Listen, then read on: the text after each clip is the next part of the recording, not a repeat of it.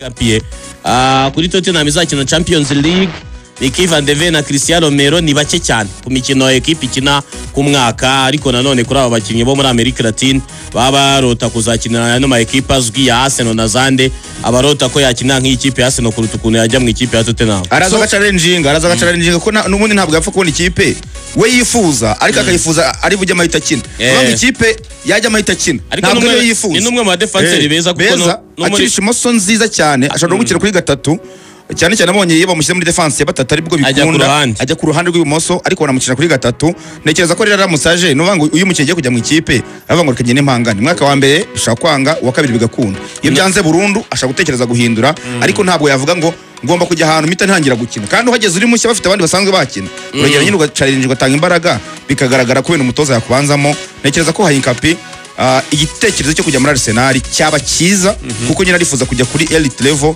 bitandukanye niyo ariho muri Leverkusen. Ubwo uruvango rusoza ku kibazo cyawe wari wambajije, iki Arsenal ubwo bisigaje cyonyine no kuza kugira matirite. Uruvango matirite iri mu buryo bubiri, ndaguha nk'urugero Zinedine Zidane atwara Champions League 3 zikurikiranyije, ntabwo ari umutoza mukuru, nta nubwo ari umutoza navuga ko ufite izina mu gutoza ku rwego rwo hejuru. Ryari izina riremereye nk'umukinnyi, ariko nk'umutoza ntiryari izina riremereye kuko yari yarabaye mu makipe y'abakiri batoya ya Real Madrid, yari yarabaye muri Castilla. Ariko ikintu cyatumye Zinedine Zidane aba ubungubu kuko nubwo yatoje mu gihe gito range noya atarongeye kugaruka muri kariyeri, abantu gitegereje kureba nagaruka aho azahitira, cyane cyane nubwo avuga mu kipe y'igihugu y'Ubufaransa. Nuvuga ngo ikintu cyatumye Zidane ubu ari umutoza w'izina riremereye nk'umutoza, no kugira izina riremereye nk'umukinnyi. Yatoje ikipe ya Real Madrid yari ifitemo abakinnyi bafite maturité cyangwa se bakuze mu bitekerezo, bamaze kugira experience. Abo bakinnyi na equipe iteguye byafashije witwa Zidane nawe gukura yihuse, agira n'izina riremereye. Icyo ni kimwe. Hari ubwo noneho umutoza ubwo kuguhereza noneho indi version ubwo nkiri muri Real Madrid, Carlo Ancelotti yagize Real Madrid nziza, nubwo harimo abakinnyi ariko abafite experience barimo basohoka. Casemiro yaravuyemo, Modric ari gukina iminota mikeya, Toni Kroos yasohotse yagiye. So ruvuga ngo yafashe Real Madrid yarimo abakinnyi bakira kuko n'ubu Real Madrid bakinnyi benshi ifite abo yabo ba Chouameni, ba Camavinga, ba Vini, ba Rodrigo, ba Federico Valverde. Wajya kureba muri defense wareba abasore ba Arda Güler ba Brahim Diaz. Abo bakinnyi bose ni abakiri batoya, ariko abo bakinnyi witwa Carlo Ancelotti kube hejuru experience ye, hejuru igihe amaze we nk'umutoza wari umaze kugira experience ye gutoza amakipe agatwara za Champions League mu makipe agiye atandukanye, byatumye iyo experience y'umutoza ayimanura ayishyira muri abakinnyi bakiri batoya, arabakuza nabo baba bakuru baba papa, kugira noneho biragenda bijyana ku musaruro wo gutwara UEFA Champions League ndetse no gutwara ibikombe by'imbere mu gihugu. Ubwo nashaka kubera rero ku ikipe ya Arsenal ryari n'iki rero, umutoza Arteta ntabwo aragira nuvuga ngo yes amaze imyaka nuvuga ngo saison 6 mu ikipe ya Arsenal nk'umutoza mukuru, ariko izo saison 6 nyinshi yazimaze arimo asa n'urimo uriga, agenda ashyiriwe kurindi, agenda ajya kuri progression, atera intambwe ava kuri escalier ya mbere ajya ku ya kabiri ajya ku ya gatatu. Ubu ngubu niba tuvuga ngo wenda umutoza ageze igihe cy'uko yatangira gutanga umusaruro, ariko urareba mu ikipe ya Arsenal.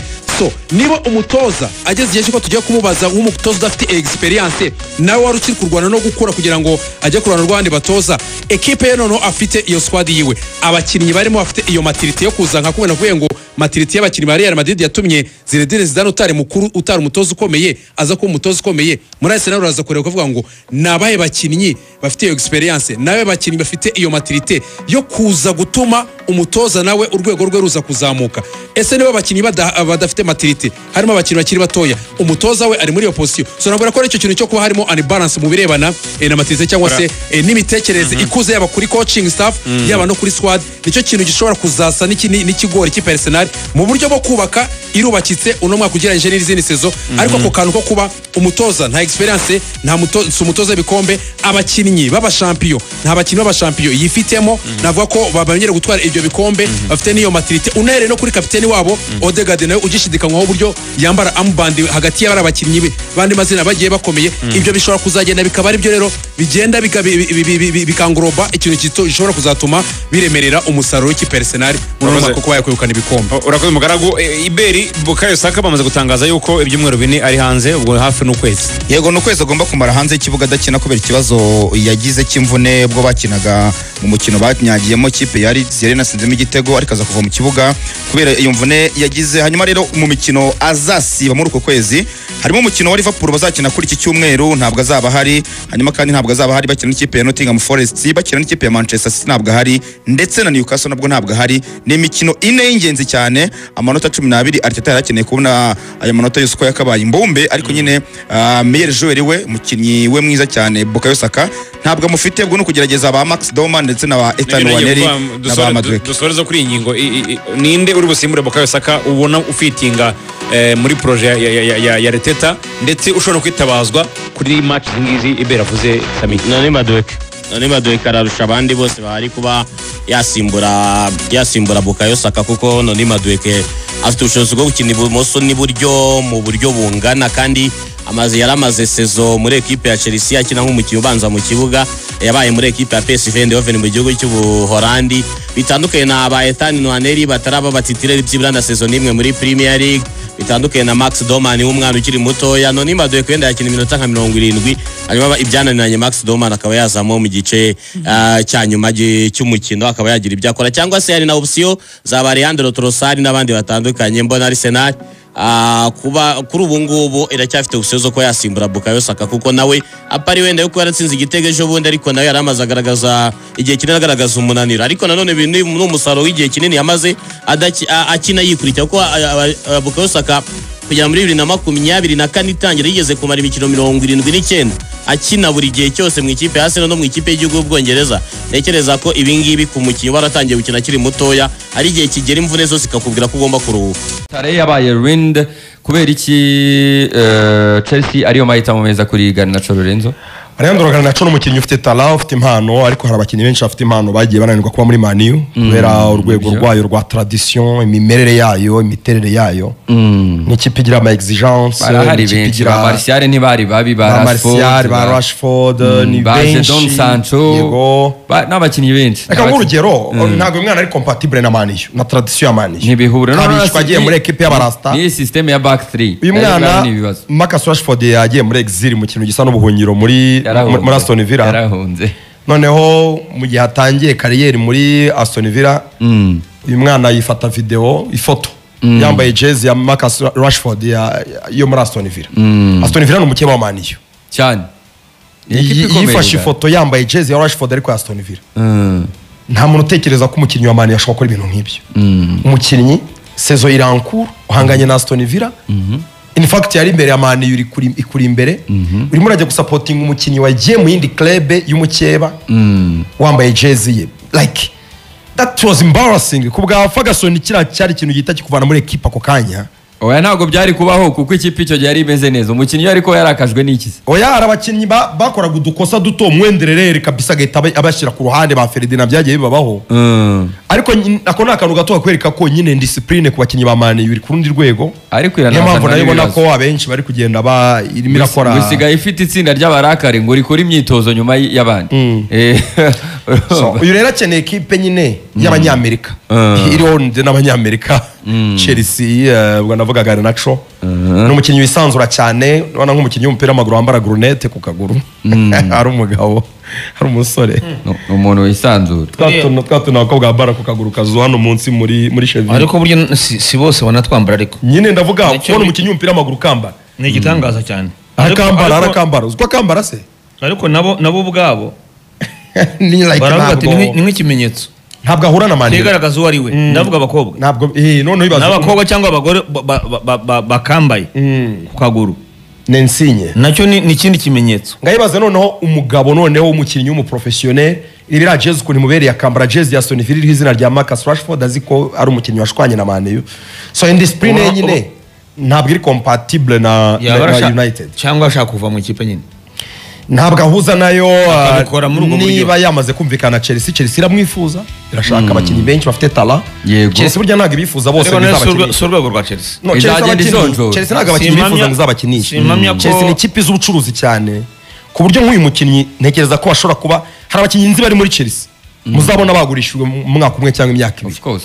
nk'urugero niba ekipa ifite Steve ikaba ifite Pedro, ifite Pedro Neto, ifite Pedro Neto, Cole Palmer, Bino Gitten, ifite abataka nabanye bashaka n'uri mu nimero 10 hagati ya Ferran ni nani uyu wa umwana wa Barca Fermin Lopez ndetse na urumva deja bazanye Fermin Lopez bashoka nk'uyu Garnacho wenda na Jamie Bino Gittens nyuma hasize umwe ashobora kugurishwa kandi bagurishwa amafaranga menshi warutayo baguzwe. Chelsea ni ikipe y'ubucuruzi mu gihe bahawe umwanya wo gukina kwirundaho talaza abakinnyi benshi bafite impano ni uburyo bw'ubucuruzi nabwo ni amayeri nyine ni amayeri yo gucuruza ntabwo ntekereza ko afite fitiri muri ekipe ya Chelsea.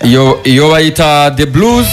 Ubwo mu yandi makuru ya transfer iminota yacu yanatujyanye ku bigendanye no hanze. Ikipe ya AC Milan ifuza Christopher Nkunku nawe yagize ibihe by'imvune muri Chelsea nayo ku musaruro dakaze mu gihe ekipe ya Juventus iri ekipe ya Paris Saint-Germain iravuga iti Randal Kolomwani wacu mu mutugaruriye twari twarabatije ariko Juventus yavuga iti miliyoni 60 turazibaha rwose yigumire hano.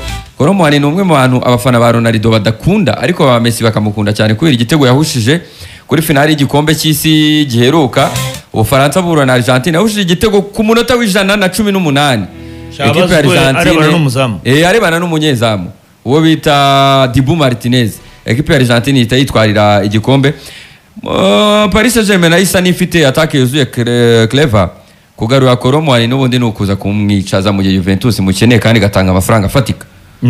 Erega n'ubucuruzi niyo tuvuga ngo amakipe y'Iburayi ntabwo ari nko muri Afrika bareba n'ubucuruzi kuvuga ngo ese amafaranga batanga turahomba iki kumugurisha ko kuhengeka aba ifite utuwinga twinshi PSG ba Barcola basigaye bakinisha ba Dembele Ousmane Dembele ubwo niyo nashaka izina rye niwe basigaye bahengeka kandi akakina neza ku buryo agatanga umusaruro nibyo mvuga kuko ibitego yatsinze seze ishize byinshi ubone ararusha imibare ba nomero 9 typique nyabo nawe muntu wahabwa amahirwe menshi yo gutwara Ballon d'Or. Niba rero baramuhengetse akatsinda ibitego byinshi baravuga ati kuguzana Kolomwani ubonamo ubumekanike nta mpamvu reka tugumane uyu uhengetse ari gutsinda. Igitego yahushije rwose isa ashyiraho uburyo yahushije bwari bwabazwe witwa Dibu Martinez umupira arawugurukira ugafana ba Messi twese twikundira Kolomwani rwose turamukunda cyane kubwo kudatsinda igitego. Ekipe ya Man City yamaze kubloka transfer ya Savinho umukinnyi wifuzwaga na Tottenham Spurs yavugaga iti twabaha miliyoni 70 z'amapaundi mukamuduha burundu. Man City yari yabanje kuvuga iti twabatiza Tottenham iti mu muduhe ubwo Man City ivuga iti dushobora kubona Rodrigo Goes w'ikipe ya Real Madrid ariko byarangiye Man City ivuze iti bya Rodrigo Goes tubivuyemo turi bize namwe Tottenham mukureyo ijisho Lorenzo. Real Madrid witwa Rodrigo Goes ntiyishimye. Savinho ntiyishimiye muri Man City. Tottenham irifuza abakinnyi byose bikanga. Savinho nyoko ataratinda se igituma atishimye niki? Ntabwo atsinda. Arirukanka ariko gutsinda. Savinho ni yari plan B kuri Tottenham. Umukinnyi wa mbere bifuzaga ni honestly ni Ebereceze barashaka umuwinga. Yes. Niyo bavuze ngo ntiri guhirwa ku isoko Ebereceze byaranze. Bakomeza gusunika diri ya Savinho. Rodrigo Goes warukomojeho we byamaze kuba confirmed azaguma. Nabonye ejo bundi rishiringiti itangaza ngo Rodrigo Goes sekeda bisonera ngo he stays. Kubera ko mwabonye ko ejo bundi nk'ikimenyetso muri weekend mutoza yamuhaye match bamusimbuza ku munota 63 ariko nabwo avamo yanagize match nziza ariko ubona yego yagize match nziza yateye amasota ane kwizamu amasota ane kwizamu rwose ariko yitwaye neza cyane ubona ko yarafite imbaraga yanze gusohoka. Real Madrid yari open kwakira offre zimwifuza ariko ntabwo ari imyumbati ngura mugurisha nyine aho ushaka. Unabijyanishe kuki abakinnyi badakunda kuva muri Real Madrid kuko witwa Vasquez yahereye kera amakipe amwifuza asokamo bitinze. Witwa Dani Ceballos Olympique Marseille yamwifuzaga bikomeye ariko byarangiye ati no ntaho njya.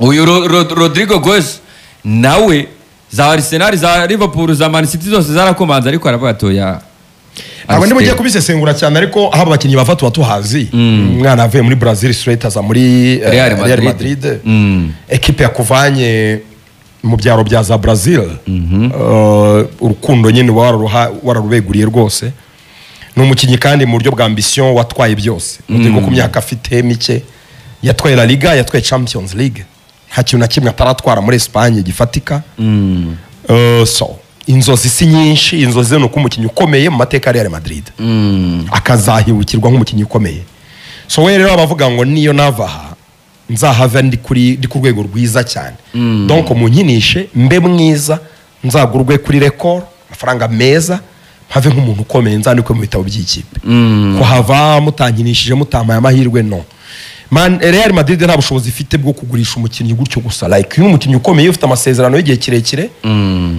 nubwo yari open kwakira offer ariko Rodrigo yarafite ijambo rikomeye yego utisi imyumbati bashyira ku isoko uko biboneye nibyo Manchester anyifuza ariko nge sinshaka kujyayo Real yakora iki nta na kimwe yabikoraho kuko rero yakomeje kwensista agaragaza ko niyo yabyasaba ko arya bench azahaguma byarangiye nyine icyemezo gifashwa agomba kuhaguma azahanganira umwanya na Bavini na ba Mastontuano na ba Brahim Diaz n'abandi ariko ugarutse kuri Tottenham yagize ibibazo byinshi cyane wagira ngo bareroze muri iki gihe urabyibuka yifuza Morgan Gibbs White Fabrizio Romano kanatanga here we go agashya yewe byari byarangiye Gibbs White yarumvikanye na Tottenham yarumvikanye na Nottingham Forest mu gihe barimo gutegura ibyo bita papers n'ibiki byose niba Marinakis yaramufatiyeho imbunda birangira yongera tubona bashutinganye video bari kumwe mu kinyarwanda baramushimira ati warakoze ku byankoreye byose nemeye kuguma birangira amasezerano baramushimuse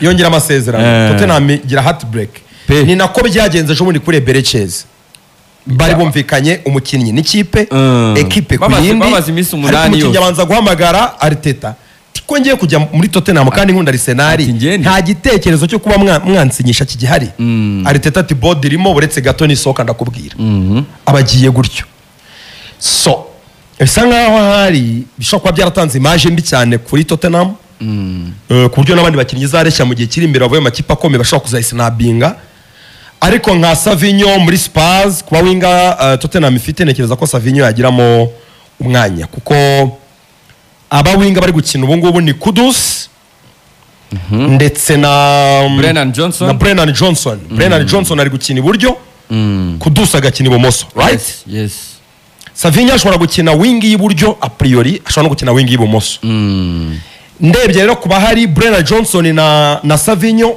Johnson afite experience muri Premier League sezishize yitwaye neza cyane aranabibona aratsinda ariko bahanganira umwanya Savinho umukinnyi w'umuswa memo na Kudus banganira umwanya ariko Kudus wakagira na n'umwihariko ko ashobora gukina nka nimero 10 nanone yego kandi nta nimero 10 bafite ubu ngubu ko Dejan Kulusevski yaravuze ariko icyaci intege nyine Savinho nuko atizeye ko n'ubundi muri Spurs yagenda ngo hita abanza mu straight nta nicyo kimwangamiye muri Man United muri Man City abanzamo Tottenham nakikwereka kuri bubanzemo stile barafinda regana y'abantu ni bari ikiriho gikomeye ni umutoza wahamagara Savinho please come ndagukeneye uri umukinnyi w'ingenzi cyane muri iyi mikino yanyu umutoza mushya urumva Thomas Frank na Brennan Johnson yamwicaza ko umutoza mushya ntibabanye igihe kirekire ushaka kuzana umukinnyi we mushya akamukinisha ariko nanjye sintekereza ko Savinho hari ikintu arusha Brennan Johnson Savinho urwego rw'unozo rwa za Everton ntabwo akiri ikintu arusha Brennan Johnson kabisa kuko Tottenham nayo ifite igitutu gikomeye